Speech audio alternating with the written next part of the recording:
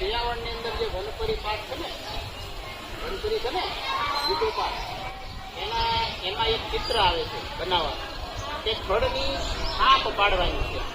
બરાબર? આજે હું તમને બધાને થડની છાપ કેમ પાડવી શીખવાડું. પછી તમારે તમારી રીતે એક એક છાપ પાડીને તમારે બતાવવાનું છે. બરાબર? આ કાગળ છે, આ નીળિયો કલર છે. બરાબર? આને તમારે અહીંયા આવી રીતે રાખવાનું. લંજા ઉપર બેટા, આને ઉપર. હા, હવે હલતો ને આમ રાખ્યું. હવે આ કલર ને આમ નથી તમારે કરવાનું. આવી રીતે આમ પકડી લીધું, પછી આને ઊભો કલર લેવાનો, જો આમ, પછી આમ ફૂંકવાનું, આમ આમ 2 વાર 3 વાર 5 વાર તમારે જેટલી વખત ઘહવું હોય ને આમ આવી રીતે ઘહવાનું. સમજાણું તમને? તો આવી રીતે એટલે પાછળની જે થડની જે ડિઝાઇન હશે ને એ આમાં દેખાય છે. તમારે કાગળને હલવા નહીં દેવાનો.